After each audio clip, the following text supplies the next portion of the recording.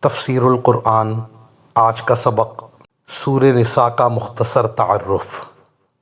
یہ سورت حضرت صلی اللہ علیہ وسلم کے مدینہ منورہ ہجرت فرمانے کے بعد کے ابتدائی سالوں میں نازل ہوئی اور اس کا اکثر حصہ جنگ بدر کے بعد نازل ہوا تھا۔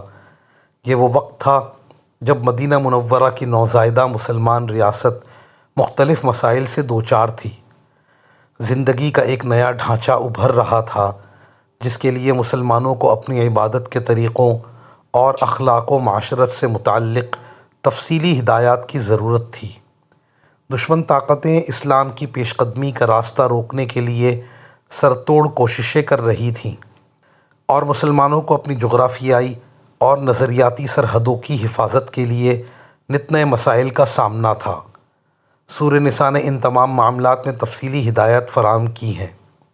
چونکہ ایک مستحکم خاندانی ڈھانچہ کسی بھی معاشرے کی بنیاد ہوتا ہے، اس لیے یہ سورت خاندانی معاملات کے بارے میں مفصل احکام سے شروع ہوئی ہے۔ چونکہ خاندانی نظام میں عورتوں کا بڑا اہم کردار ہوتا ہے، اس لیے عورتوں کے بارے میں اس سورت نے تفصیلی احکام عطا فرمائے ہیں اور اسی لیے اس کا نام سورہ نساء ہے۔ جنگ احد کے بعد بہت سی خواتین بیوہ اور بہت سے بچے یتیم ہو گئے تھے، اس لیے سورت نے شروع ہی میں یتیموں کے حقوق کے تحفظ کا انتظام فرمایا۔ زمانہ جاہلیت میں عورتوں کے ساتھ طرح طرح کے ظلم ہوتے تھے، ان مظالم کی ایک ایک کر کے نشاندہی کی گئی ہے اور معاشرے سے ان کا خاتمہ کرنے کی ہدایات دی گئی ہیں۔ نکاح اور طلاق کے مفصل احکام بیان کیے گئے ہیں اور میاں بیوی کے حقوق متعین فرمائے گئے ہیں۔ انسان کی باطنی اور معاشرتی اصلاح کی طرف توجہ دلائی گئی ہے۔ تیمم کا طریقہ اور سفر میں نماز قصر کرنے کی سہولت عطا فرمائی گئی ہے۔ نیز جہاد کے دوران نماز خوف کا طریقہ بتایا گیا ہے۔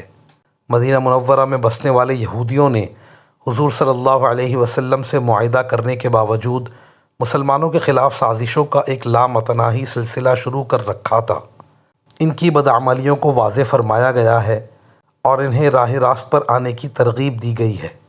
ان کے ساتھ عیسائیوں کو بھی خطاب میں شامل کر لیا گیا ہے اور انہیں تثلیث کے عقیدے کے بجائے خالص توحید اختیار کرنے کی دعوت دی گئی ہے۔ اس کے علاوہ سیاست اور حکمرانی سے متعلق ہدایات آئی ہیں، منافقین کی بدعمالیاں واضح کی گئی ہیں، جہاد کے احکام بیان کر کے منافقین کی ریشہ دوانیوں کا پردہ چاک کیا گیا ہے۔ قتل کی سزائیں مقرر فرمائی گئی ہیں۔ جو مسلمان مکہ مکرمہ میں رہ گئے تھے اور کفار کے ہاتھوں مظالم جھیل رہے تھے، ان کی ہجرت کے مسائل زیر بحث آئے ہیں۔ اسی دوران بہت سے تنازعات حضور صلی اللہ علیہ وسلم کے سامنے فیصلے کے لیے لائے گئے۔ ان کے فیصلے کا طریقہ آپ صلی اللہ علیہ وسلم کو بتایا گیا ہے اور مسلمانوں کو آپ کا فیصلہ دل و جان سے قبول کرنے کی تاکید کی گئی ہے۔ توحید کی اہمیت واضح کی گئی ہے۔ خاندانی نظام اور میراث کے بارے میں صحابہ اکرام رضوان اللہ تعالی علیہم اجمعین نے حضور صلی اللہ علیہ وسلم سے متعدد سوالات پوچھے تھے۔ ان سوالات کا جواب دیا گیا ہے۔ خلاصہ یہ ہے کہ پوری سورت احکام اور تعلیمات سے بھری ہوئی ہے اور شروع میں تقویٰ کا جو حکم دیا گیا تھا، کہا جا سکتا ہے کہ پوری سورت اس کی تفصیلات بیان کرتی ہے۔ وآخر دعوانا ان الحمد للہ رب العالمین۔